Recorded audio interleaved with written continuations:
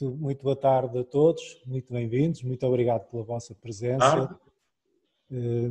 Vocês seguramente recordarão até com uma imagem muito viva, a noite 13 de março de 2013, quando a certa altura, depois de se ter anunciado o nome do cardeal Jorge Mário Bergoglio, a multidão verdadeiramente explode quando é anunciado o nome que o novo Papa escolhe, Francisco.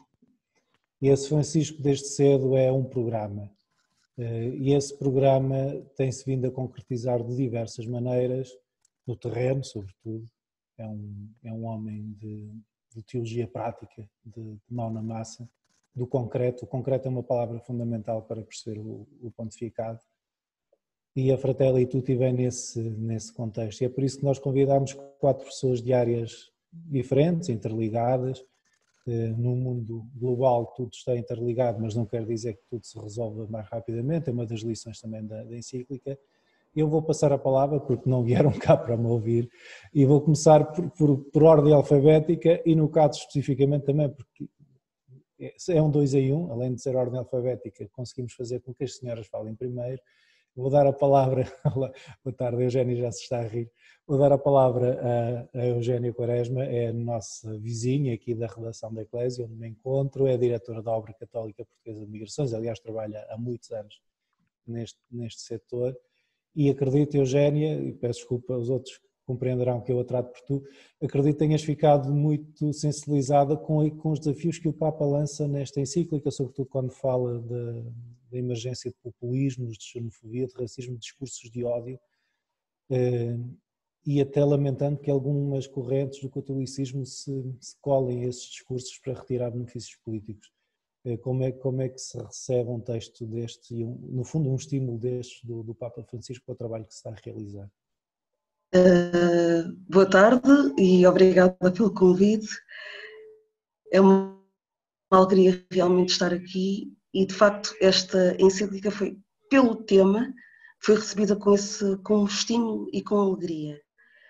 Falar da fraternidade e falar da amizade social é ir de encontro àquilo que a pastoral, e os meus antecessores também o fizeram, que a pastoral dos migrantes tem vindo a advogar e a defender.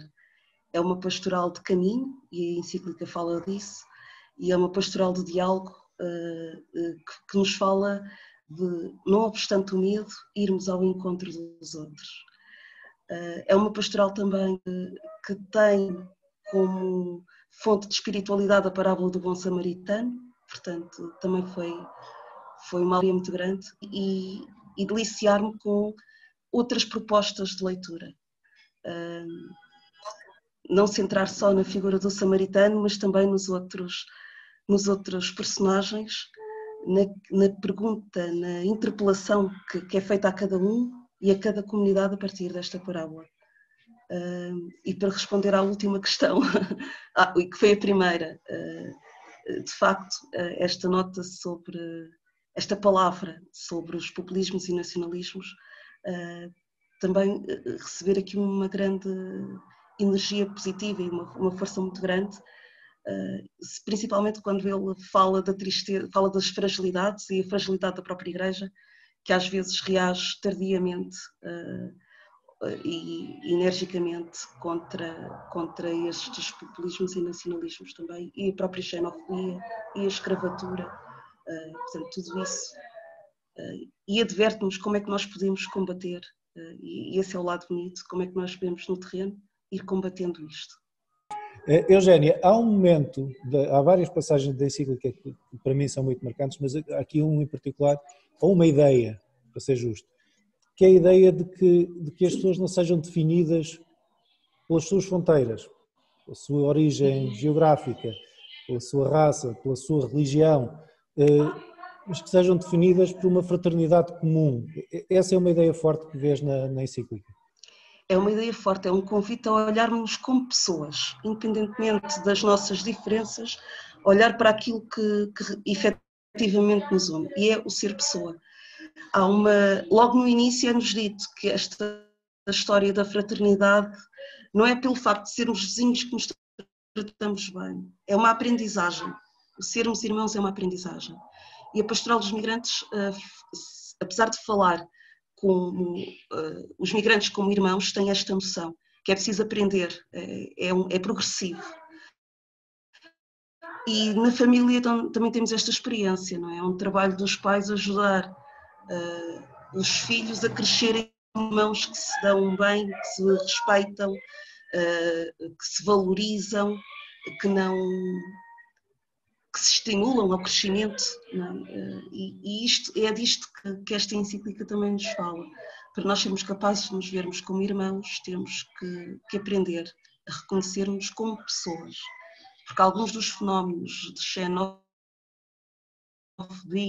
alguns dos discursos assentam nisto, nesta despersonalização de outros povos, de outras culturas, de outras etnias, e por isso é tão fácil ostracizar o outro. Não é? E nós queremos deixar o outro lado e construir um nós forte. E esta é uma ideia que também passa na encíclica. Muito obrigado, Eugénia. Nós já voltamos a conversar daqui a pouco com algumas questões que surjam, ou até algumas que eu possa voltar a colocar.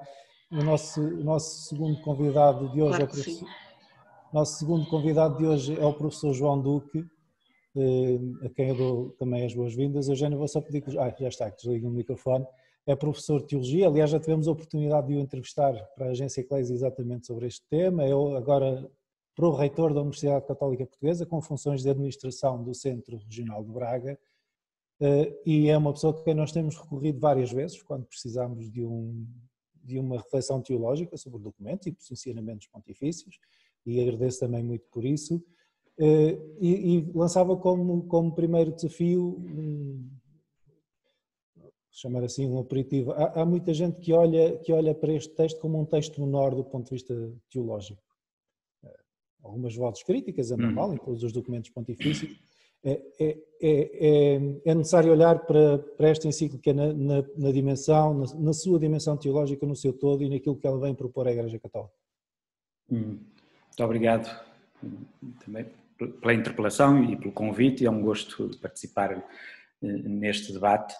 De facto, eu, para ser sincero, penso que essas observações são observações de primeira leitura. Acredito que ninguém que faz essas observações leu a segunda vez a encíclica. É claro que a encíclica, de facto, é uma avalanche de coisas, e às vezes soltas talvez, mas depois não são tão soltas assim, e pode provocar um bocado essa primeira impressão. Alguns acusam-no de ser uma encíclica sociológica, não ser teológica. Isso é uma questão de método teológico mesmo, que revela, além de mais, de quem faz esse comentário, que não tem acompanhado propriamente a evolução do método teológico dos últimos 100 anos, não é preciso assim recentemente.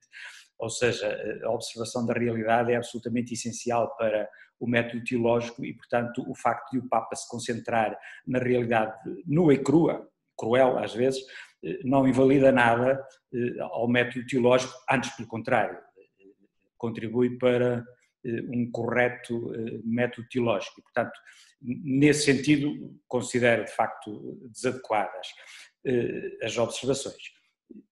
Mais do que isso, mesmo diríamos do ponto de vista académico, não se pretende que uma encíclica seja académica, seria fraca, má, se fosse académica, propriamente, mas há elementos, é variável, mas há elementos muito interessantes e muito fundos, nomeadamente, precisamente o comentário à própria parábola famosa do samaritano não é algo teologicamente e até filosoficamente inocente. O facto de ele citar um teólogo calvinista, por sinal, o filósofo calvinista Paul Ricoeur, num texto interessantíssimo, a propósito precisamente desta mesma parábola, já é revelador em que medida há um pano de fundo em todo o texto da encíclica, que é um pano de fundo teológica e filosoficamente, ou seja, sobre o pensamento humano, exigente, portanto, não ingênuo propriamente.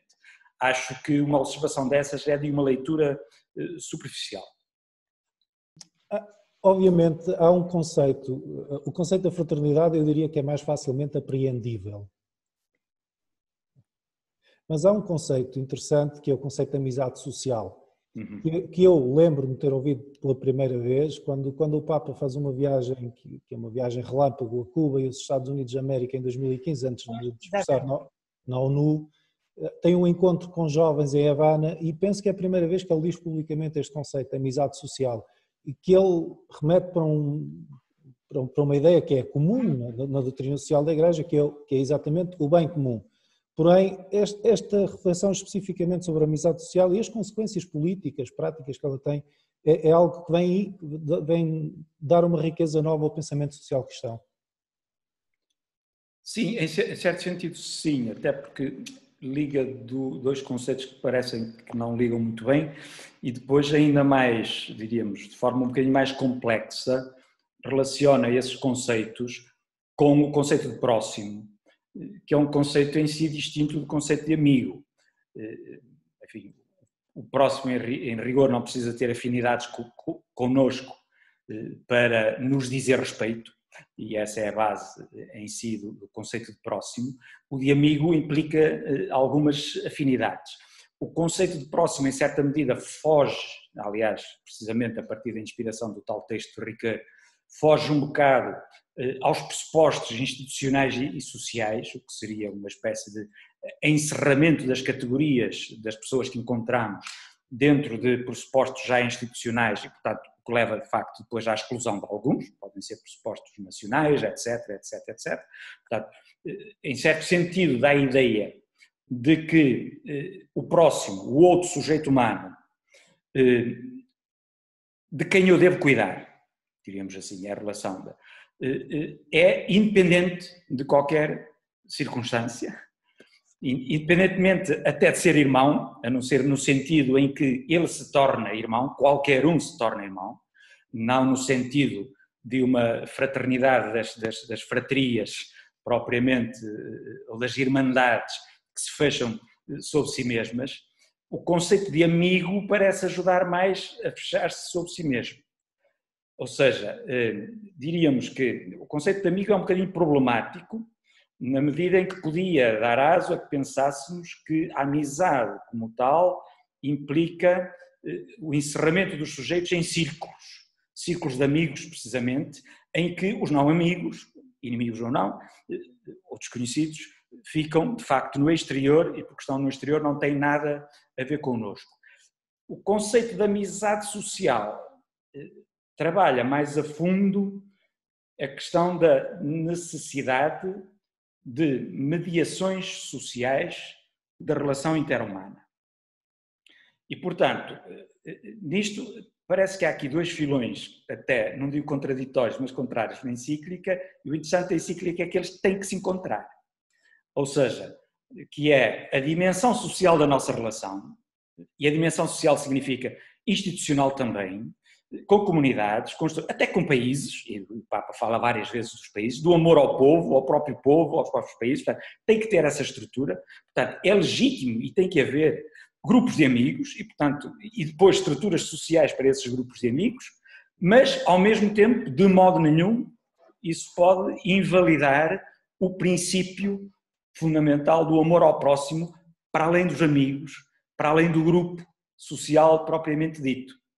E, portanto, ou seja, se eu interpreto bem, o conceito de amizade social é uma aplicação à organização social do princípio do próximo, de que qualquer um deve ser, passo a expressão, objeto do nosso cuidado.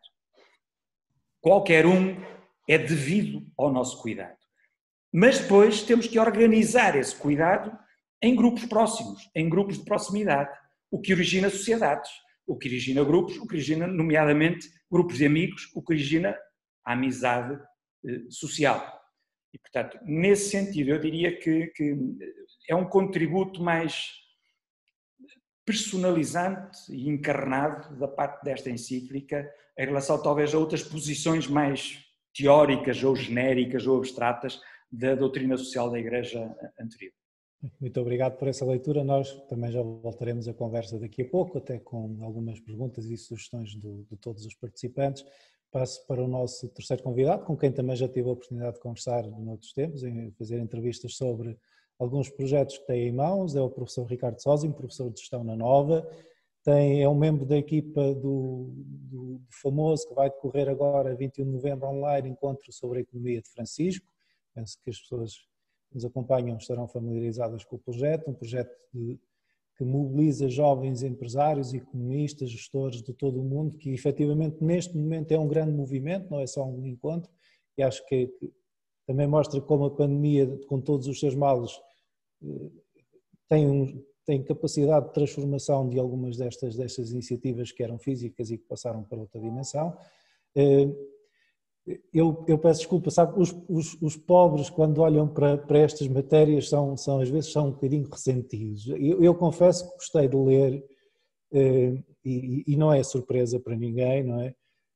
Quando o Papa questiona o dogma de fé neoliberal, porque estava à espera de ver o que é que ia sair dos comentários e das reflexões, e enfim, devo dizer que não me desiludiu muito em termos do que seria de esperar de determinados posicionamentos. Consigo, estou à vontade, sei que este é um tema que já vem sendo trabalhado e que, portanto, certamente não se terá sentido minimamente ofendido com as observações do Papa. Para onde é que o Papa nos desafia a caminhar neste campo? Que é o mais importante aqui, além, obviamente, das observações mais ou menos humorísticas. Há um tema de fundo fundamental. Há qualquer coisa que não está a funcionar com o sistema em que nos encontramos, apesar de alguns dados positivos que se vão obtendo também, que é reconhecido pelo Papa Francisco, mas há uma ideia de que o mercado resolve tudo, que não está a resolver tudo, afinal. Olá, muito boa tarde a todos. É com grande alegria que partilho aqui alguns dos pensamentos, pegando na Fratelli Tutti, mas também um bocadinho falando daquilo que está acontecendo no mundo. Eu acho que o Otávio disse uma coisa que me é muito próxima do coração, que é o Papa tem uma teologia prática, não é? E, portanto, essa teologia prática observa um fenómeno no mundo que é, em muitos sítios, as empresas, em muitos sítios, a economia não funciona para todos, ou funciona de graus diferentes para cada uma das pessoas. E acho que isso é um dado que não podemos, não nos podemos esquecer. E esse dado marca todo o pensamento económico, ou se calhar não é um pensamento económico, como diria há uns meses o The Economist fez uma capa com o Papa, perguntar se o Papa tinha um pensamento económico. Não, o Papa não tem um pensamento, o Papa deriva da doutrina social da Igreja e dos princípios que nós já conhecíamos, portanto acho que nesse aspecto não tenho surpresa. Acho que a grande surpresa, e eu por acaso, eu quando vi a Fratelli Tutti, quando quando dei a primeira volta, se calhar como o professor João Duque estava a dizer, achava que ia haver mais sobre economia, porque há bastante, o que há é muito forte, mas há menos. Só para vocês terem uma ideia, na Laudato Si nós temos 94 menções a relações económicas, aqui vamos só nas 61. Portanto, eu achei, agora, as que existem, penso que são muito fortes. Deixa-me dar-vos um exemplo concreto desta teologia prática. O Papa não fala na questão, quando está a falar da parábola do bom samaritano, não fala de como é que se aplica a empresas ou organizações, mas está subjacente, não é? E termina, e esse capítulo termina depois ali com uma nota que está inspirada no encontro da economia de Francisco, e uma das coisas que eu tenho andado a trabalhar com as empresas que estão à nossa volta é mesmo isto: o que é que significa, quem é o nosso vizinho no contexto organizacional, no contexto das nossas empresas, não é? Isso redefine, porque, como a parábola do bom samaritano nos ensina, isso redefine a relação entre as pessoas, não é? Quem é que é o vizinho nas empresas? Mas, sobretudo, nas empresas e nas organizações, como é que nós vemos este conceito daqueles que estão a sofrer nas organizações? Isto é uma ideia muito forte. É que mecanismos têm as organizações para ajudar aqueles que sofrem. E posso-vos dizer que isto não é uma coisa... É uma grande ideia da Fratelli Tutti que pode ser e vai ser trabalhada nas empresas e nos mercados de maneira a que consigamos construir esta ideia forte do bem comum. não é? Porque esta ideia do bem comum não se constrói se não conseguirmos ter este mecanismo de apoio às pessoas que sofrem.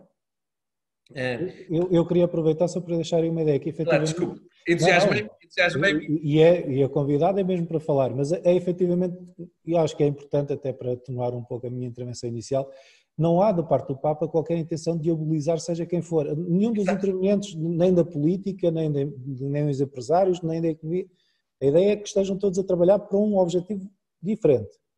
De bem comum, não é? E acho que isso é... Acho que nesse aspecto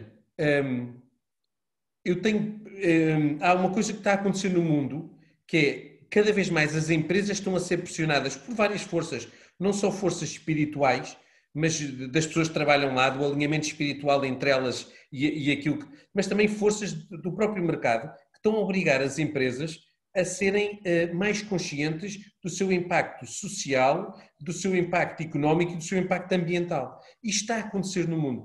E eu acho que nesse aspecto, este texto do Papa não põe essas empresas de lado.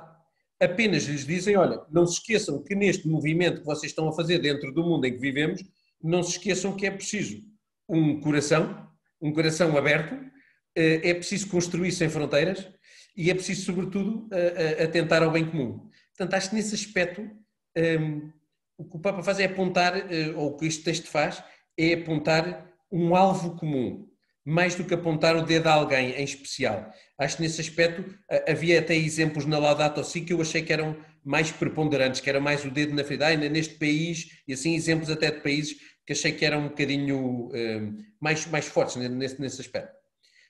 Se calhar uma última ideia, que é esta ideia do diálogo. As eleições norte-americanas mostraram-nos uma coisa, não é? O Joe Biden, não sei se repararam, hoje de manhã foi a uma igreja católica rezar pelos resultados das eleições, foi de manhã a igreja onde ele vive e acho que temos que nos congratular por isso. Esta ideia de que o diálogo, não é? Como é que nós vamos construir uma sociedade que não esteja polarizada, mas que esteja em diálogo, em constante diálogo. E isso também é uma mensagem para as economias e para as organizações económicas como as empresas. Como é que cada um de nós faz diálogo com aqueles que estão à nossa volta? Muito obrigado. De facto, essa observação é de maior atualidade, é um tema que nos vai acompanhando e, sobretudo, é uma demonstração prática de que há um mundo de trincheiras em que as pessoas estão preocupadas, sobretudo, em cavar cada vez mais fundo na sua própria trincheira para se isolar do outro, e que este desafio do diálogo do Papa é verdadeiramente transversal e global a todas as áreas do saber e, obviamente, a ação das comunidades católicas. Para falarmos um pouco disso, temos o nosso quarto convidado de hoje, o Padre Tony Neves, missionário espiritano, com quem eu também já tive o prazer de conversar várias vezes, até nas nossas conversas na Eclésia. Se não conhecem, vão ao site, eu recomendo muito. Na maior parte delas não é feita por mim, portanto nem sequer é publicidade pessoal. Padre Tony, bem-vindo, boa noite. Boa noite a todas e a todos. É coordenador na sua congregação para a área da justiça, paz, integridade da criação, diálogo interreligioso. Portanto, provavelmente esta encíclica foi escrita para si, em última instância, porque todos os temas... Alguns até diriam que fui eu que escrevi, não foi. Mas compreendo. Mas há aqui uma proximidade de temas e de reflexões do Papa que são muito desafiantes, imagino, para quem tem estas responsabilidades, por exemplo, numa congregação religiosa que está presente em tantos países, e eu partiria do nascimento, do tema da fraternidade humana. Este tema é um tema que nasce num encontro conjunto com responsáveis do Islão em Abu Dhabi, numa viagem histórica, é a primeira viagem que um Papa faz, em 2019, à Península Arábica. Infelizmente, nos últimos dias tivemos o oposto, o resultado do extremismo, do fundamentalismo, do medo. De que forma é que estes abanões fazem com que a Fratelli Tutti perca valor ou, pelo contrário, ainda ganhe mais valor? Pois, eu, na minha modestíssima opinião, eu acho que tudo aquilo que é fruto de fundamentalismo e extremismo vem dar valor a um documento como o da Fraternidade Humana, construído e assinado em Abu Dhabi, e a documentos como a Fratelli Tutti. E eu acho sempre muito estranho que haja pessoas de todos os quadrantes que aproveitam estas situações que são de facto abomináveis, não é? E estes acontecimentos para dizer a culpa é do Papa. Se o Papa não andasse para aí a dizer que esses muçulmanos é boa gente e que a gente tem que andar a dialogar com eles, isto não ia acontecer. Nós na Europa já os tínhamos posto todos na rua e agora estávamos aqui calminhos, só nós aqui a rezar o terço de manhã à noite, todos cristãozinhos de manhã à noite e mais ninguém aqui, isso resolvia.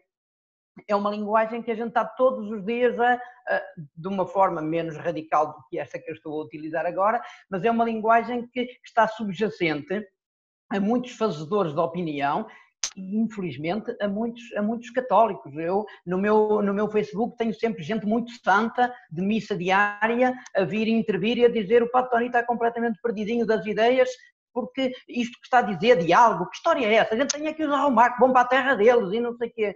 Isto é uma coisa absolutamente inadmissível em termos humanos, mais inadmissível em termos cristãos, mas é uma linguagem que infelizmente a gente, de forma mais moderada ou menos moderada, a gente vai sentindo. Portanto, documentos como a Fratelli Tutti vêm mostrar ao mundo, não só a nós católicos, mas mostrar ao mundo que a fraternidade não só é possível, como é absolutamente imprescindível.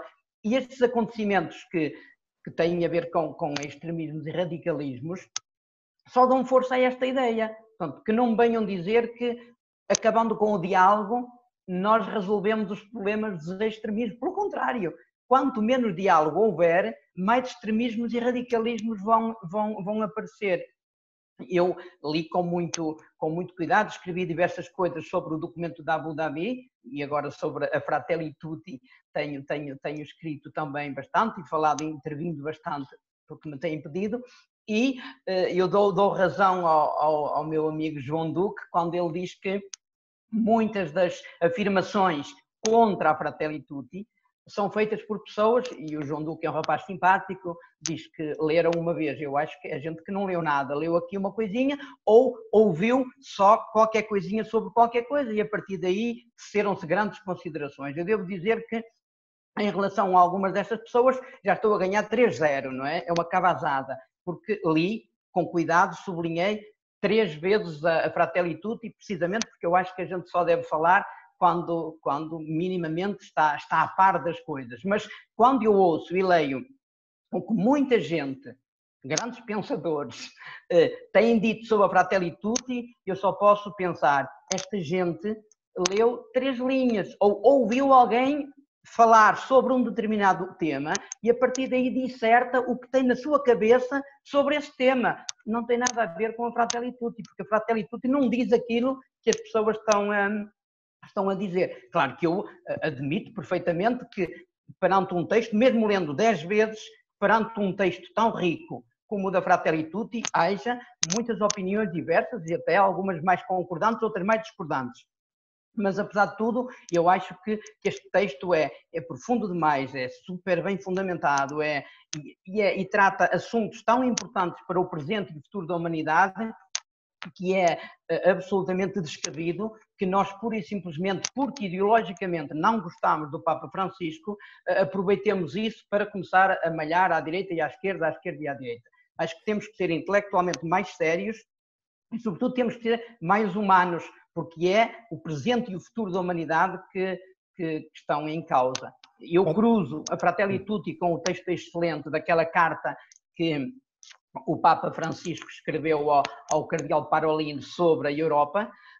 Aparece lá um dos desafios do futuro é uma Europa saudavelmente laica e basta ler o que é que o Papa a seguir explica, assim, o que é ser saudavelmente laica, para deitar abaixo a quantidade de barbaridades que eu vi escrita por gente assumidamente católica contra isso. Quer dizer, é uma coisa absolutamente sem pés nem cabeça. É sinal que das duas uma, ou nós não sabemos distinguir o laicismo da laicidade, ou se sabemos distinguir, achamos-nos tão arrogantes, tão senhores de toda a verdade, que nos sentimos no direito de achar que nós é que temos que dar as leis para a sociedade, não permitir que mais ninguém partilhe o nosso espaço, que não haja outras formas de relação com Deus. Isto é sinal de uma arrogância que não tem nada a ver com o Evangelho, não tem nada a ver com a postura de Cristo e não tem nada a ver com a atualização de tudo isso que o Concílio Vaticano II tentou fazer para os tempos atuais. Portanto, acho que a Fratelli Tutti é boa demais para que a gente possa brincar, para que a gente não a leia com profundidade e não seja capaz de tirar daí os grandes desafios. Eu tenho sintetizado em 7 os apelos missionários nestas áreas de justiça, paz, integridade, diálogo. A primeira, a urgência de cicatrizar o mundo ferido. A segunda, ser bom samaritano. A terceira, tornar o mundo mais fraterno. A quarta, praticar a política com amor. A quinta, apostar num diálogo plural. A sexta, condenar a fome, a guerra e a pena de morte. E a sétima, uma fraternidade real entre todos os crentes. Tem sido a partir destes 7 pontos que eu tenho sintetizado a Fratelli Tutti e creio que são tudo pontos a partir dos quais se pode dizer muita coisa, sobretudo se podem operacionalizar muitas atitudes que ajudam o mundo a ser mais humano, mais fraterno, certamente que também mais cristão. Muito obrigado, Padre Tony. De facto, vê-se que já é uma síntese feita do que vai sendo apresentado. Eu não sei se a Eugénia está por aí. Está. Porque eu queria, antes de vos passar a palavra... Estou, desculpa. Obrigado. Queria aproveitar aqui uma destas provocações do Padre Tony, que é de que forma é que esta ideia... Eu posso dar um exemplo mais concreto. Eu estou a trabalhar para o programa de televisão de domingo, 70x7, a encíclica, e várias das imagens são imagens em que o Papa passa por campos de refugiados. E naquele célebre filme do Francesco, o documentário que deu tanta polémica por 30 segundos, ele é dedicado a variedíssimos temas e um dos temas é o tema dos refugiados. E uma das questões é porque é que o Papa traz, quando vai a Lesbos, traz 3 famílias de refugiados para Roma e as 3 famílias são famílias de muçulmanos. E a senhora de uma dessas famílias vem a chorar de gratidão. E a minha pergunta é exatamente esta: em que altura do campeonato é que nós perdemos este sentido de humanidade que o Papa nos quer devolver e perceber que, acima de tudo, como tu dizias ainda há pouco, em primeiro lugar está a pessoa? Olha, a encíclica também fala da provocação do forasteiro, não é? E nós temos que nos deixar provocar, que nos deixar tocar, que nos deixar evangelizar também por aquele que vem de fora. E que nos vai mexer com as nossas convicções. A fraternidade vem resgatar, o construir a fraternidade vem resgatar a nossa humanidade. E, portanto, quando nós nos fechamos sobre as feridas, quando nós nos fechamos nos medos, sem sombra de dúvida que perdemos a nossa humanidade. Como diz também a encíclica, o perigo é não amar.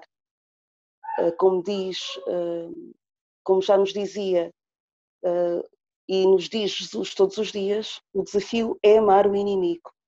Não é? E nós, quando somos capazes de usar este caminho, nós damos um testemunho, evangelizamos pela ação. E penso que é este o testemunho bonito que o Papa Francisco nos dá. Obrigado, Eugénia. Eu não sei se alguém tem questões, pelo menos no chat não aparece, senão iria convidar ou desafiar. Temos o gosto, tanto quanto eu me apercebi, de ter connosco 2 bispos. Se houver mais algum, peço desculpa, mas neste momento estou a ver o Dom João Lavrador e o Sr. Dom Antonino Dias. Eu não sei se algum gostaria de partilhar connosco alguma impressão do que é que foi a sua leitura desta encíclica e de que forma é que também ela chegou até si e a sua atividade pastoral. Otávio, permites-me? Pode ser? Faz favor. Bem, a minha primeira palavra era de saudação a todos, naturalmente, e da minha alegria de estar aqui convosco, e numa iniciativa desta que eu penso que é de ir alimentando, porque estas coisas é como as ondas, é preciso ir fazendo onda para que um documento como este realmente tenha a força e sobretudo tenha o impacto que ele deve ter, não é? Porque, como já foi aqui dito por vários que intervieram, que realmente é um documento muito denso, é muito profundo e, portanto, não é numa leitura assim muito rápida que se apreende. E agora vamos dizer, e agora como é que ele se coloca na prática? Porque nós não basta apenas dizer que o Santo Padre, que é um homem da prática, é uma teologia prática, é um homem de uma ação, de uma evangelização na ação, mas é preciso também nós agora acompanhemos, e a Igreja que acompanhe realmente também esta mesma realidade. Não pode haver evangelho sem prática, não é? Portanto, o evangelho não tem nada de teoria, é sempre uma prática permanente.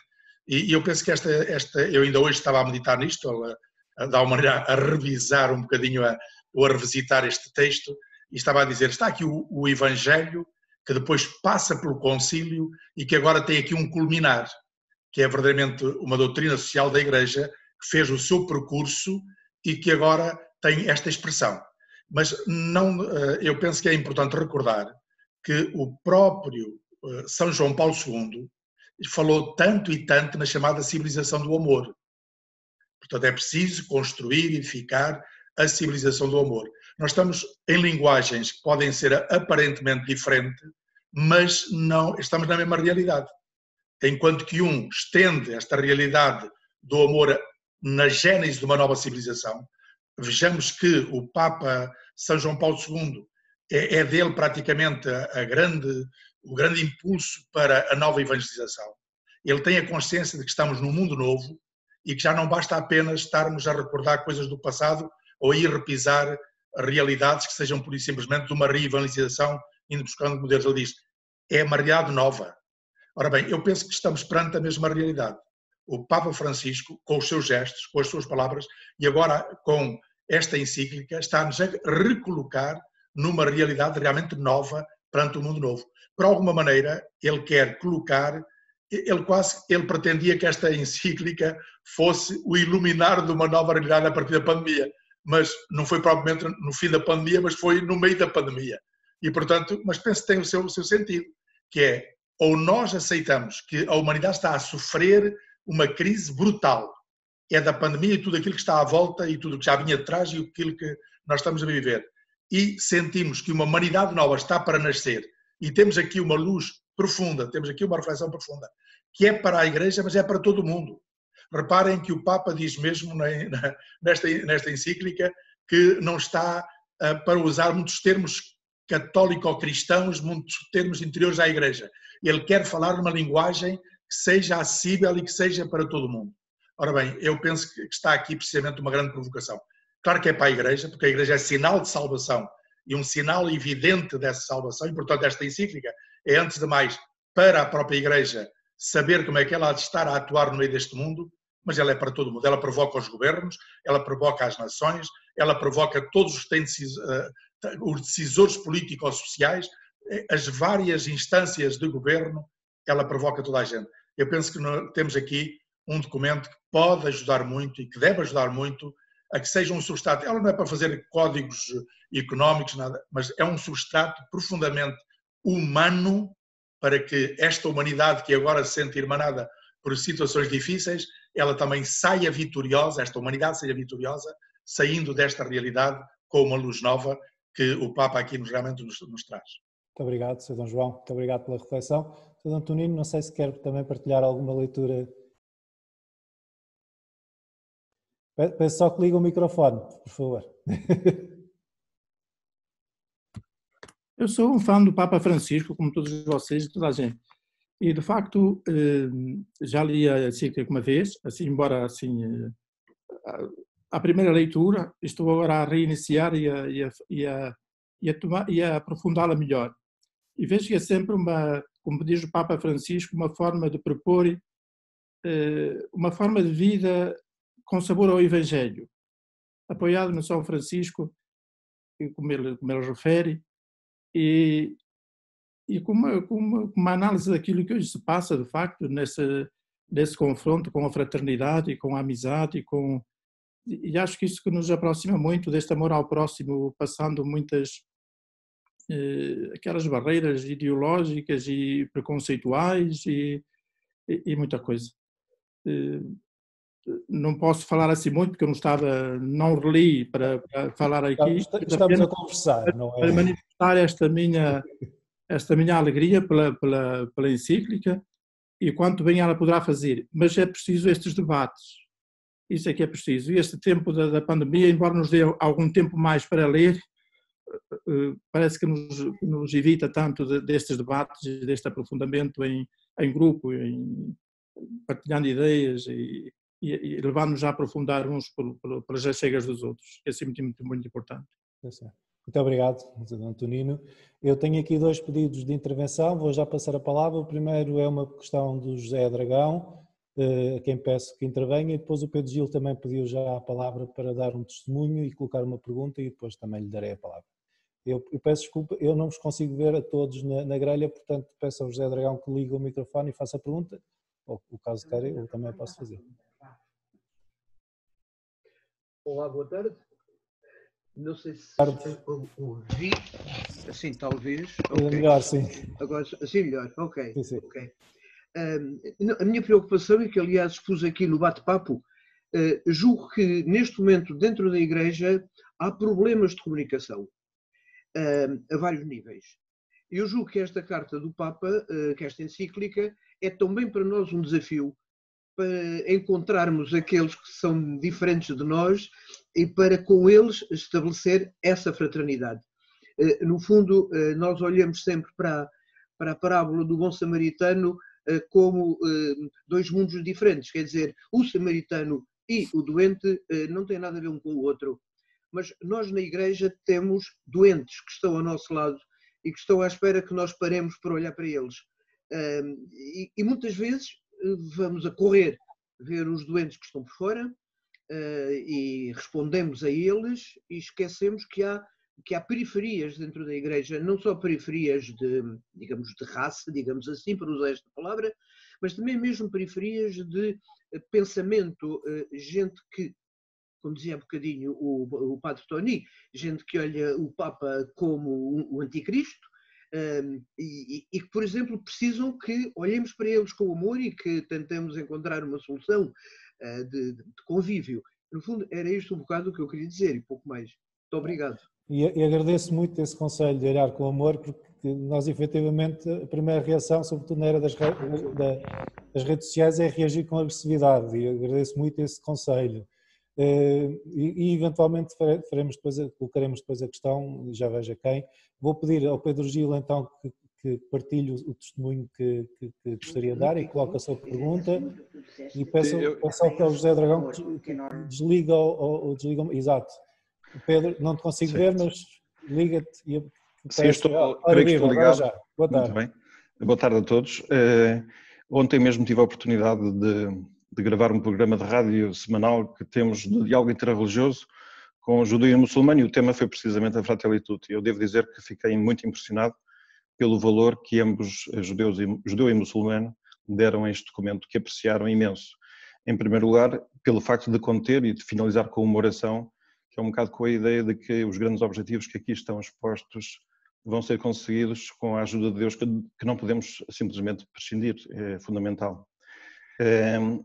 Por acaso, hoje mesmo tivemos a oportunidade de os 3 reunirmos na Embaixada dos Emirados Árabes Unidos, onde fomos informados de que vão construir numa ilha em Abu Dhabi um sítio onde vai haver uma sinagoga, uma igreja e uma mesquita, e isso não deixa de ser um sinal importantíssimo, porque no mundo muçulmano os valores que estão aqui presentes estão a ser cada vez mais reconsiderados, ainda que os factos mais recentes nos deixem ser um bocadinho perturbados, como é evidente.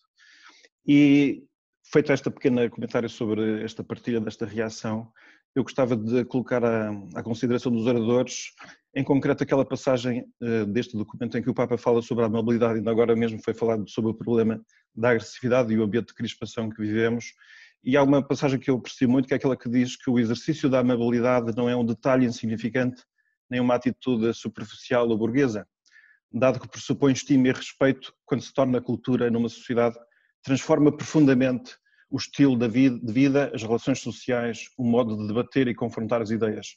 Facilita a busca de consensos e abre caminhos onde a exasperação destrói todas as pontes. E eu só gostaria de saber, na sensibilidade dos oradores que hoje falaram para nós de forma tão interessante, em que é que isto está presente e em onde é que isto falha na nossa sociedade em Portugal. Obrigado.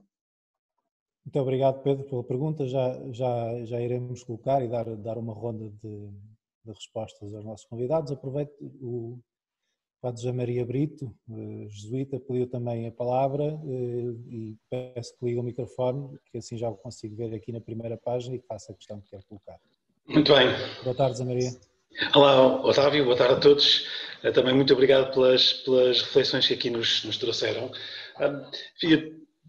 Estou bastante também assim provocado, quer por esta conversa, quer pela própria encíclica, ainda que vá focar aqui num ponto muito concreto, não é? Que é toda esta questão mais, se calhar mais para o Ricardo Zósimo, a questão da economia, não é?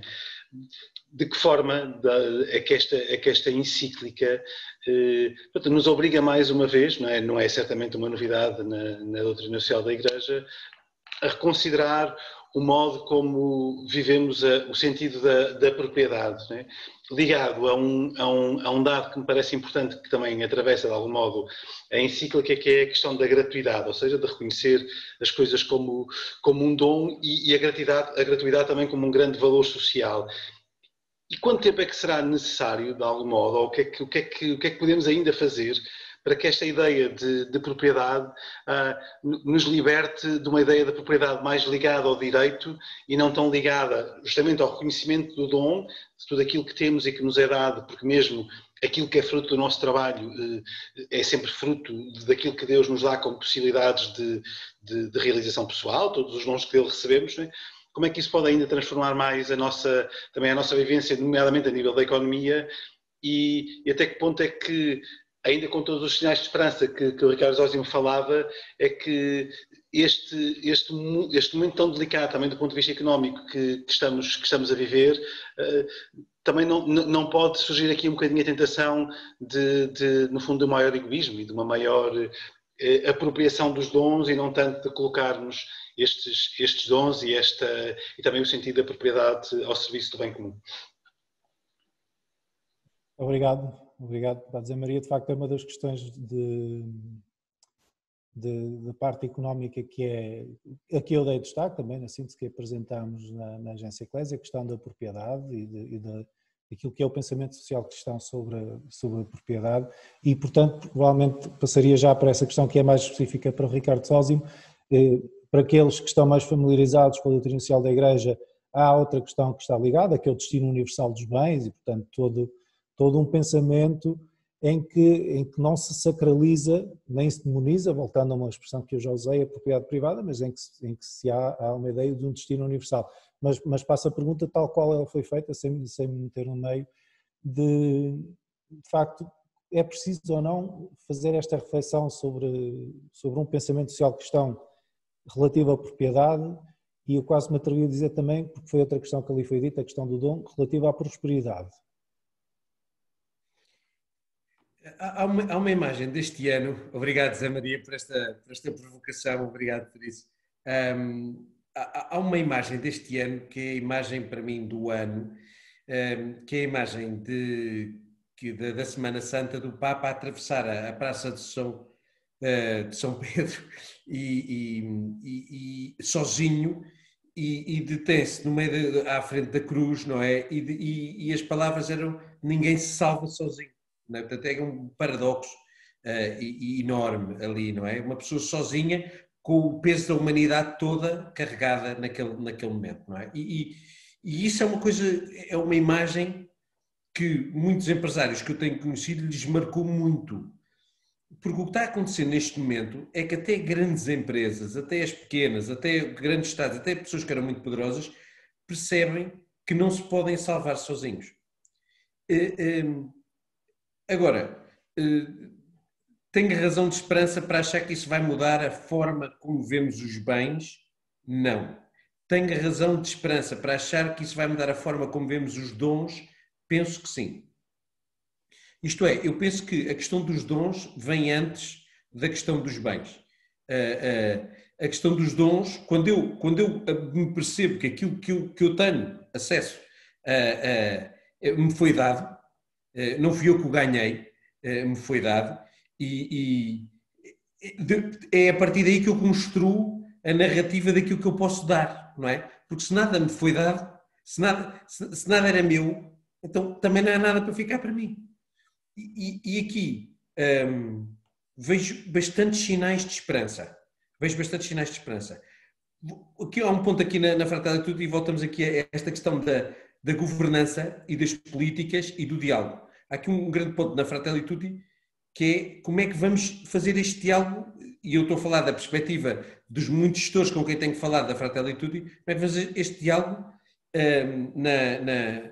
dentro das nossas empresas. E isso passa por este conceito, não só da ideia do bem comum, mas sobretudo da ideia da dignidade humana. Que é como é que nós damos a possibilidade a todos de participarem. Se darmos um exemplo concreto que acontece aqui, nós aqui no corredor sabemos todo o nome das pessoas invisíveis aqui do nosso corredor. As pessoas que limpam, as pessoas que nos servem café, as pessoas... Vivemos num ambiente que permite isso. E acho que é nessa direção de tornar as pessoas invisíveis visíveis que vai começar este processo. Agora, eu acho, Zé Maria, acho que não temos, acho que a reflexão sobre a propriedade e sobre o bem comum da propriedade, acho que tem que ser feita à luz da Fratelli Tutti. Acho que não está a ser feita, para ser muito sincero. E porque nós não vemos mal nenhum na propriedade privada. O que vemos é se eu não uso a propriedade privada como dom e como serviço aos outros. Não é? Isso é como tudo na nossa vida, não é?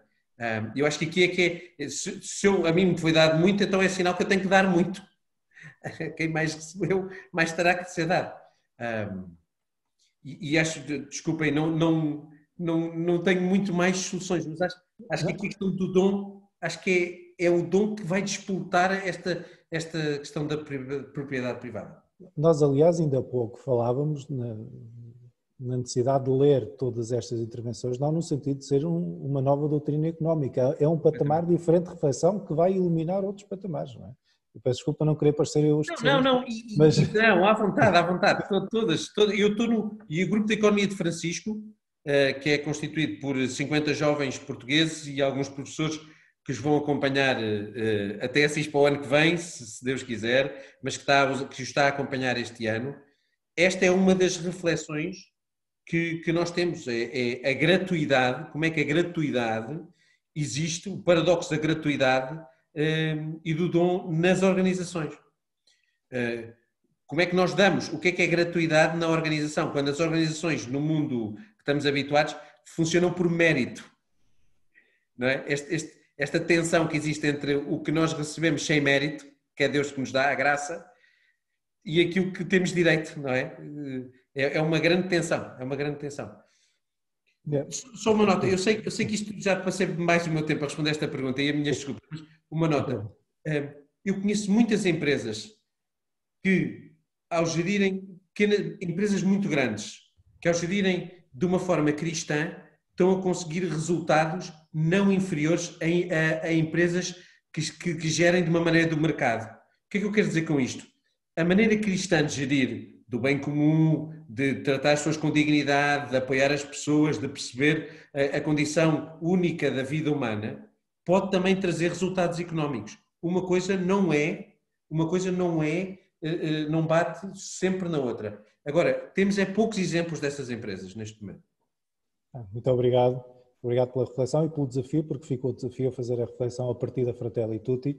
Eu colocava ao professor João Duque esta questão específica das periferias internas, que me parece um tema interessante e que, aliás, se ligou harmonicamente e felizmente com a questão depois colocada pelo Pedro Gil da amabilidade, de ter um discurso atento a quem manifesta descontentamento, ainda que seja de uma forma agressiva, possa parecer querer provocar cisão, ruptura, discordância. De forma é que este apelo do Papa, que parece, enfim, dirigido à sociedade no seu todo, como é que ele tem de ser verdadeiramente implementado nas comunidades católicas, na diversidade que sempre marcou as comunidades católicas? Sim, exato. Aliás, essa é uma das críticas que às vezes lhe tem feito, é de facto ter um discurso muito interessante para a humanidade toda, mas não virar esse discurso para a comunidade cristã. Embora ele tenha lá um parágrafo ou outro em que isso acontece de forma explícita. Eu penso que faz sentido, ou seja, bem, primeiro, esta perspectiva da apresentação para o mundo é a perspectiva que a própria Igreja tem, todos nós, ou seja, não é só do Papa nem de ninguém, nós estamos aqui para o mundo, não estamos aqui para nos virar para nós próprios, num certo sentido.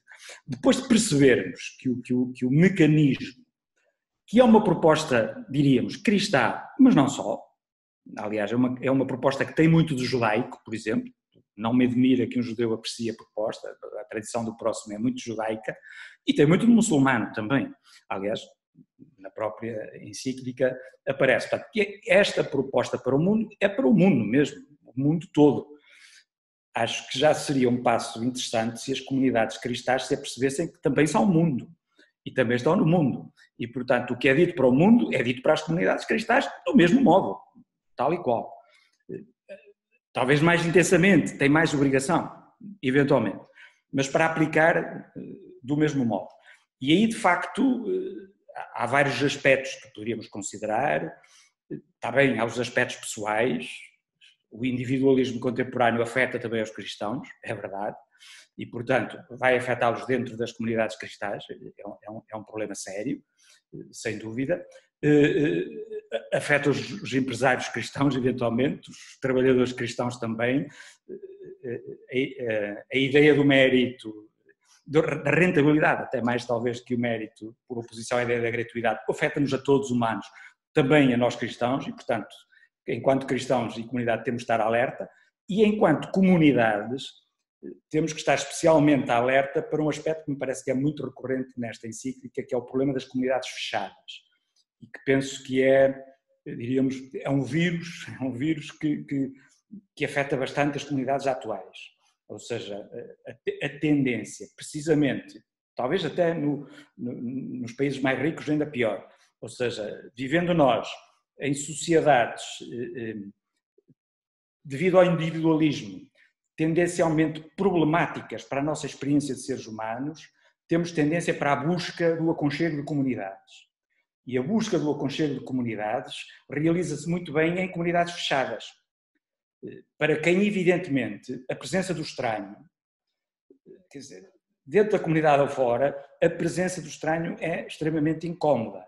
Portanto, o problema das periferias internas à Igreja é que dentro da própria Igreja nós construímos subcomunidades fechadas na busca do aconchego para um mal-entendido da amizade social, ou seja, todos amigos, todos de acordo, todos muito quentes e aqui sentimos de facto bem acolhidos e com isso entramos na perversão da comunidade.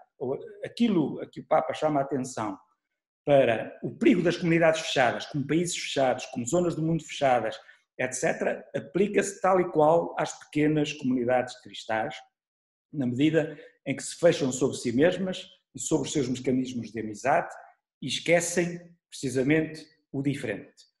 A todos os níveis, seja o diferente interno, porque pensa diferente, seja o diferente mesmo externo, porque há diferentes externos também, e que também abordamos muitas vezes de forma agressiva, sem a tal amabilidade que a todos nos deveria conjugar. Portanto, em certa medida eu acho que é desnecessário o Papa chamar a atenção para as comunidades cristãs. Somos comunidades humanas como qualquer outra. Se respeitarmos a fraternidade humana, estamos a respeitar o Evangelho e, respeitando o Evangelho, estamos a construir comunidades cristãs como elas devem ser, de facto, internamente.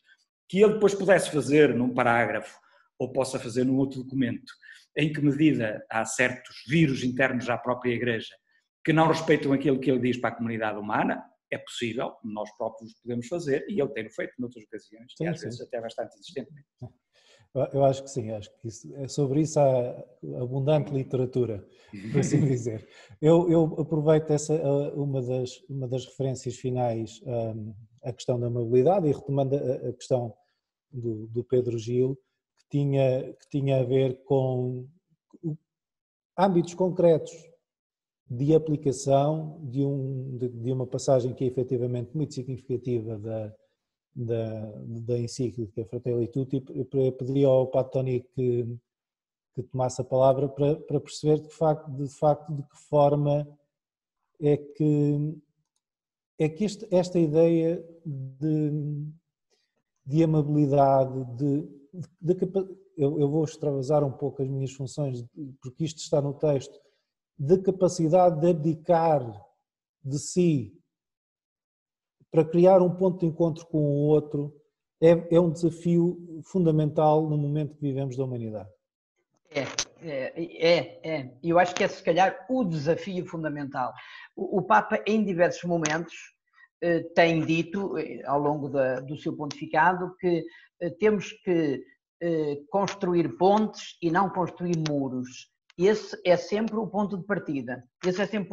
Vem de encontro àquilo que o João Duque também acabava de explicar e responde um bocadinho quer à questão do Pedro Gil, quer à questão do José Vítor Adragão, que ao falar da amabilidade e da dificuldade de relacionamento interno, está a pôr o dedo numa das feridas, que para mim é das feridas maiores, que é uma incapacidade que muitas vezes eu próprio, demonstramos de não sermos capazes de acompanhar as leituras de vida dos outros.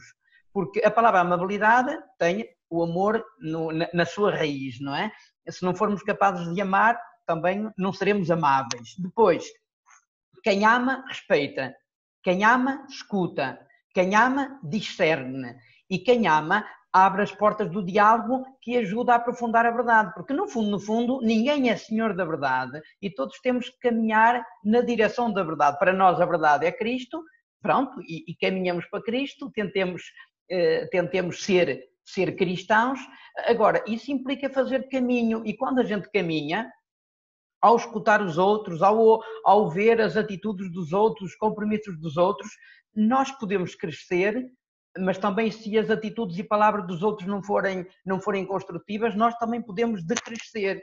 E, portanto, há uma atitude de fundo que tem a ver com a amabilidade, que se opõe à amabilidade, que é a arrogância, porque quando somos arrogantes nós achamos que temos a verdade toda e os outros não têm nada a dizer porque eu sei tudo, e isto constrói muro, é o pior que pode acontecer. O Papa, no número 199 da Fratelli Tutti, tem uma expressão que eu acho muito bonita e que ajuda também a deitar abaixo estes muros internos, mas também a deitar abaixo muros externos, onde o Papa diz que o diálogo é uma ponte, estabelece um meio termo entre a indiferença egoísta e o protesto violento. Eu creio que é este caminho que nós temos que encontrar, porque nós vamos ter ideias diferentes, queremos tomar decisões diferentes a todos os níveis, políticas, económicas, sociais, culturais, mas depois temos que conviver, temos que construir um mundo assente na riqueza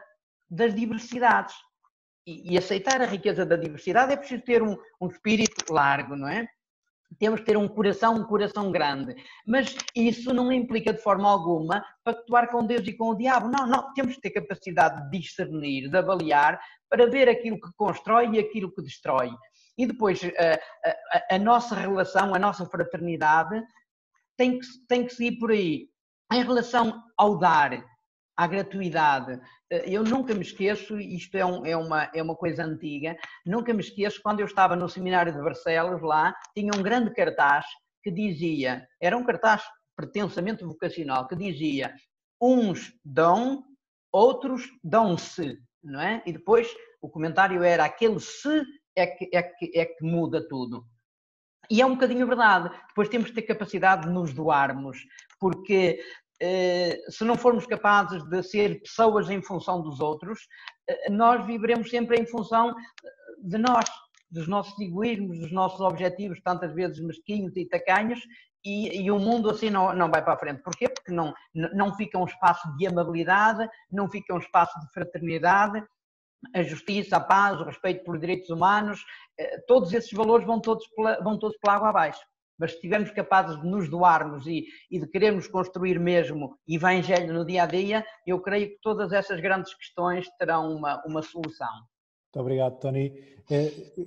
Em relação à ligação da amabilidade com o amor, quem me conhece minimamente sabe que eu sou grande fã da música brasileira e fiquei muito contente com a referência ao Samba da Bênção do Vinícius neste texto, que aliás já tinha acontecido no querido Amazónia, mas lembrei-me quando estava a ouvir o Pedro Gil de uma das músicas da Marisa Monte mais conhecidas, que é o Gentileza, que acaba com duas linhas que vão de encontro ao que acabaste de dizer.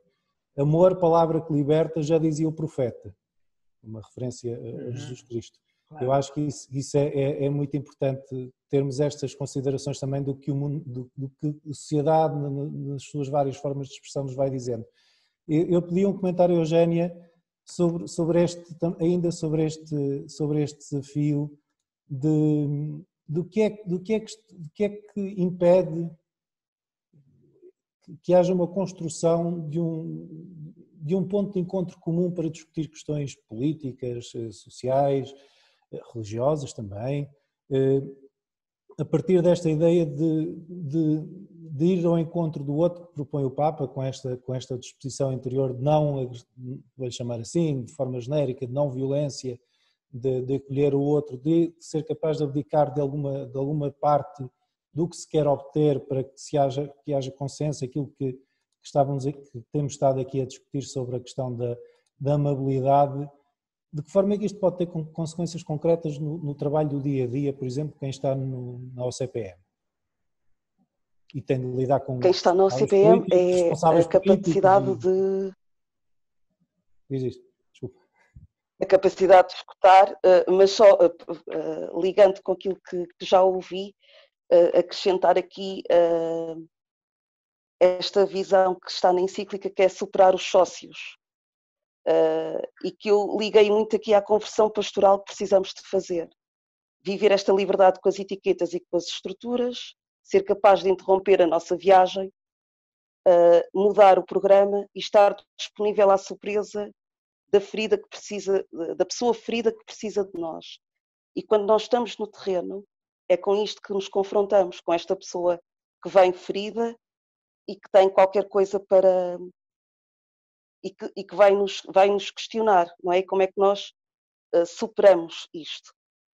E como é que nós somos capazes, e temos que ter consciência que aquilo que fazemos ou aquilo que dizemos tem um impacto no outro, não é? Às vezes a pessoa ferida não tem consciência do impacto que está a ter, mas parte do princípio que quem atende tem que ter esta consciência, esta disponibilidade para o acolhimento, para a escuta e para propor também caminhos novos. Há projetos já bonitos que estão a ser feitos nesse sentido, mas é preciso ter essa consciência. Obrigado, Eugénia. Nós vamos na reta final do nosso encontro. Ainda há dois pedidos. Há um pedido de intervenção do Joaquim Franco e há uma pergunta que como foi enviada pelo chat, pelo bate-papo, eu depois irei lê-la. Passava então a palavra ao Joaquim. Eu peço desculpa que não o consigo ver aqui, peço que ele ligue o microfone. Assim aparece. Liguei. Eu estou a ouvir-me? Sim, perfeitamente. Ótimo. Eu devo estar mais ou menos às escuras, que eu tenho estado a ouvi-los desde que saí do trabalho e na viagem no automóvel. Cheguei agora mesmo a casa, enfim, os benefícios da tecnologia permitiram-me ouvi-los a todos. Foi uma tarde extraordinária, final de tarde extraordinário, sobretudo depois de sido um dia de trabalho, e ouvi-los. Eu sublinhava até porque acabou por, em certa medida, retirar parte do que eu gostava de frisar aqui, as palavras tanto iniciais como as últimas do Tony e também a intervenção última do João Duque, que me parece que são suficientemente assertivas para entendermos como eu entendo este texto do Papa. Mas agradeço a intervenção de todos. Deixa-me só sublinhar aqui uma ideia que me parece importante quando há pouco se falou do debate interno. Ainda há pouco, creio que foi a Voz dos Açores que nos disse que este documento é um desafio da Igreja ao mundo. Tomara que fosse. Por enquanto, ainda é apenas uma ousadia do Papa para o mundo, esperando que, sendo para o mundo, seja também para a Igreja. Eu julgo que é precisamente o contrário. O desafio do Papa com este documento é para o mundo, é para um todo, onde a Igreja deve estar também. Portanto, por enquanto, é ainda um desafio do Papa. Espero que seja um desafio assumido pelos cristãos, como cidadãos responsáveis e integrantes de uma responsabilidade comum e da defesa do bem comum, e isso tem de chamar todos, poliedricamente, usando uma expressão do Papa, tem de chamar todos para este desafio. Depois, a Fratelli Tutti em si. É importante nós não perdermos o contexto em que este documento é feito. Este documento é escrito no contexto pandémico, num contexto pandémico, eu diria quase escatológico, não é? Que antecipa uma realidade nova, e é neste contexto quase escatológico que o Papa sente a necessidade, não a tinha, sentiu a necessidade de fazer uma síntese do seu próprio pensamento e deixar aquilo que eu interpreto como um testemunho claramente político. E não temos de fugir desta expressão. Um testemunho claramente político, com aquilo que a política tem de nobreza, não é? Depois, segundo aspecto, o pano de fundo. Esse era o contexto, o pano de fundo. O pano de fundo ele revela-o logo no início. É a declaração de Abu Dhabi. Esse é o pano de fundo. E, portanto, este desafio tem de ser pensado também como um desafio que tem de comprometer as lideranças. No novo tempo, tem de comprometer as lideranças. E as lideranças religiosas são imprescindíveis neste novo tempo que tem de ultrapassar esta quase escatologia social ou mental que estamos a atravessar. Terceiro aspecto, e retoma a dimensão política. Porque ainda não ouvi falar da dimensão política. E se há marca que não pode deixar de se passar em branco na leitura deste documento, na minha leitura, e portanto entendo que deve ser numa das leituras, é a sua dimensão política. É claramente um apelo do Papa que desde a primeira hora está preocupado com a reabilitação do exercício político. O exercício político visto nesta perspectiva, parece-me que é uma síntese, que é de que não é legítimo o exercício político se ele não tiver sempre em conta aquele que não tem condições de sobrevivência, aquele que está à margem. Portanto, se o meu exercício político não tem em conta aquele que está à margem, eu não estou genuinamente a exercer a política no seu sentido nobre. E eu não posso, por isso, separar termino com esta ideia, esta dimensão do Papa de amizade social de uma outra dimensão de um documento anterior em que ele fala do amor cívico e político, ou amor civil e político. São duas dimensões inseparáveis. Nós não poderemos ler este documento sem essa preocupação que está desde o início deste pontificado. A necessidade de reabilitar a política, porque todo cidadão é cidadão se for cidadão político. Boa noite a todos, muito obrigado. Obrigado, Joaquim, obrigado pela reflexão. Gostava só de dizer que efetivamente a dimensão política esteve na estruturação da conferência e que não foi possível um dos convidados que tínhamos pensado para falar especificamente sobre o tema ter vindo. Mas efetivamente é uma dimensão até muito bonita, permitam-me, sim, estamos num ambiente de conversa mais familiar, apesar de tudo. E aproveito para puxar a brasa da minha sardinha. A Assembleia Legislativa Regional da Madeira promoveu um debate sobre a Fratelli Tutti com representantes dos vários partidos com assento parlamentar e, portanto, é sinal que até no mundo político há a percepção de que este texto lhes fala, este texto lhes é importante. Eu vou aproveitar para fazer aqui uma pergunta. Sim, o vídeo, nós faremos depois uma disponibilização do vídeo desta conferência nos nossos canais, depois veremos que edição é que terá, mas essa parte é com os profissionais do nosso vídeo. Há aqui só uma questão final, vamos caminhando, como eu já disse, para a reta final deste encontro, tem a ver com os desafios que esta encíclica pode trazer e o impacto que pode trazer na reflexão académica. O Paulo Mourão partilhou aqui uma questão no chat em que mostrava que, fazendo uma pesquisa pelas citações académicas em determinados motores, que as citações das encíclicas têm aumentado com os textos do Papa Francisco, e pergunta-se se a Fratelli Tutti poderá ter, por exemplo, a mesma atenção que teve a Laudato Si, e ele dá o exemplo de um trabalho que tem com o Vítor Martinho. O Pacem in Terris, João 23, tem 23 citações, a 80ª Adveniens, que é de 1971, Paulo VI tem 4, a Redemptor Hominis de João Paulo II de 79 tem 4, a Solicitude do Rei Socialis tem 11, de São João Paulo II também, a Centésimos Anos, que é um dos grandes documentos da doutrina social da Igreja de 1991, tem 37, e Caritas in Veritate, que é um documento que ainda se fala pouco, portanto, de 2009 do Papa Bento XVI, em que já muitos destes temas da globalização que foram hoje aqui discutidos eram debatidos, tem 47, a Laudato Si do Papa Francisco de 2015, disparate, tem 222. aproveito, se calhar dirijo esta questão especificamente aos nossos convidados do âmbito académico e começaria pelo professor João Duque. Será de esperar que o mundo académico se debruce com atenção sobre este texto? Do mesmo modo, não creio, francamente. Eu acho que o fenómeno Laudato Si tem as suas justificações com um certo enquadramento. Compreendo-se. Isso acho que é claro, e este não vai ter, até pelo seu conteúdo, este é um conteúdo muito exigente e transformador, e portanto, em rigor, não acredito, assim, muito simplesmente não acredito. Poderá ter, tendo em conta o impacto daquilo que o Papa Francisco diz internacional atualmente, acredito que terá mais que as anteriores, não do Papa Francisco, mas que atinja os números da Laudato Si, francamente não acredito, a não ser nos trabalhos em que façam uma comparação da Laudato Si com a Fratelli Tutti.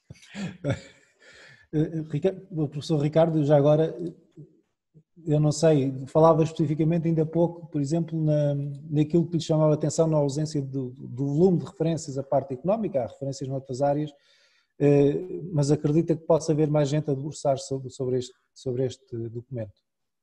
Não, que claramente, eu estou com o professor João Duque, acho que a Laudato Si é uma anomalia, e portanto, como anomalia, não podemos avaliar para a Laudato Si. Acho que esta encíclica, até porque resume muito aquilo que são, por exemplo, este foco na indiferença, por exemplo, o Papa tem desde há muito tempo um foco na indiferença, todos nós, em relação à pobreza, em relação àquilo que está à nossa volta, acho que resume muito, e eu já vi, só para vos dar uma ideia, nós aqui estamos a fazer um texto sobre a Fratelli Tutti e as implicações para a gestão, por exemplo, e eu já vi alguns colegas da economia também a falar sobre isso. Este estilo do Papa Francisco gera realmente uma aproximação a outras ciências de base mais sociológica e afins. Portanto, eu acho que não vai ser como a Laudato Si, julgo eu, posso ter errado. Mas compreende-se. Também tínhamos a pressão dos acordos de Paris em 2015 e todo o mundo de repente acordou para a ideia que também havia um pensamento ecológico dentro da Igreja Católica e acabou por ser interessante nesse sentido. Eu agradeço muito a intervenção de todos. Nós chegámos ao fim deste nosso encontro. Agradeço também todas as pessoas que foram manifestando,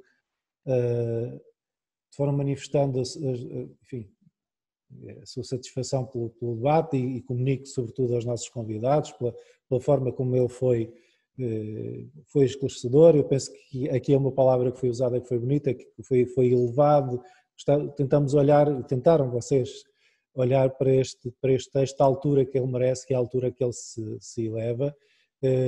Eu deixaria eventualmente a palavra final para o Paulo ou para a Isabel, do secretariado, para que nos possam, enfim, dizer mais algumas coisas sobre o que o futuro nos reserva. Isso. Vai ser isso, a Isabel toma essa palavra e depois o Sérgio Flores, o lavrador, que coordena esse setor das comunicações na Conferência Episcopal, se encerra então depois este nosso encontro. E obrigado da minha parte também, claro. Então, boa tarde a todos, já é um bocadinho boa noite. Eu queria agradecer em nome do secretariado a presença de todos. Queria também agradecer em nome pessoal e partilhar convosco um pormenor. Na nossa equipa de casais a que eu pertenço, decidimos que íamos trabalhar este texto, esta encíclica. Começámos a semana passada, na primeira reunião. Houve imediatamente alguns confrontos, de onde eu levo daqui já algumas boas ideias para a próxima reunião e vou também partilhar com todos o resumo deste nosso encontro. Eu julgo que o maior fruto que nós temos e se calhar a melhor forma que nós temos de agradecer, se assim é possível dizer, ao Papa Francisco tudo o que ele tem feito por nós, é esta capacidade de irmos falando e de irmos partilhando aquilo que sentimos com aquilo que lemos e com aquilo a que assistimos. Eu julgo que esse fruto não se consegue medir, é extraordinário e nós aqui, neste cantinho, conseguimos agora durante 1h30 estar a fazê-lo. Por isso é mesmo ótimo poder participar. Queria também dizer-vos que, se tudo correr bem, é assim que nós desejamos, nós vamos manter o ritmo destes encontros, teoricamente seriam das primeiras terças-feiras de cada mês, esbarrámos logo no mês de dezembro, em que a primeira terça-feira é feriado, razão pela qual provavelmente passaremos às quintas, portanto temos as terças e as quintas, mas claro que vamos avisar todas as pessoas e vamos continuar a procurar surpreender-nos uns aos outros. E também levarmos, eu não diria para casa, porque já estamos em casa, mas levarmos para a nossa reflexão pessoal e em grupos de amigos e na família e no trabalho, muito do que aqui ouvimos e do que aqui partilhamos. Muito obrigada a todos e até à próxima, se Deus quiser. Sr. Dom João? Então, mais uma vez, boa noite, e gostaria de, em primeiro lugar, agradecer a quem esteve na organização deste nosso encontro. Foi uma feliz surpresa que eu também tive, neste sentido, de poder participar e estar. Eu não prometo estar sempre, porque muitas vezes não é possível nos horários e nas datas que são apresentadas. Quero também dar uma palavra de muito agradecimento, precisamente por todos aqueles que estiveram, e penso que fomos todos, porque fosse pelas perguntas, fosse pelas respostas, fosse por aqueles que tiveram a primeira responsabilidade em orientar a reflexão, penso que foi muito bom. Por isso, muito obrigado a todos. Eu apenas lembrava que, embora a gente diga que esta encíclica pode não ter o alcance de outras, o que é certo é que, à partida, eu penso que este levar para o mundo tudo aquilo que é a reflexão que a Igreja vai fazer, e sobretudo a este nível e com toda esta elevação e com toda a profundidade que o Papa faz, pouco a pouco ela vai realmente entrando naquilo que o mundo vai necessitando. E à medida que os problemas se vão agudizando e que é preciso uma reflexão profunda, eu penso que os que têm a intervenção social, cultural e mesmo política podem ter aqui e devem ter aqui realmente um substrato que ajuda a encontrar luz para os problemas que a humanidade vai tendo. Por isso eu sou otimista, eu penso que seja a Laudato Si, seja agora esta encíclica de Fratelli Tutti, penso que são um contributo muito prático e muito premente para a própria sociedade, e cada uma na sua dimensão, e até cruzando-se as duas, vão ajudar muito a projetar luz, e uma luz que é muito prática, volto a dizer, para a sociedade em que estamos a viver e para os problemas que são muito prementes em que a sociedade está a sentir, e por isso eu sou otimista que toda esta luz vai ajudar a todos, vai ajudar a sociedade. E como dizia o Joaquim Franco, a começar pela Igreja. Nós não estamos fora, nós estamos no mundo e estamos a viver com o mundo. A Igreja, como eu dizia há bocadinho, é sinal de salvação para o mundo, e esse sinal tem que ser muito prático. Por isso, mais uma vez, muito obrigado a todos e até uma próxima.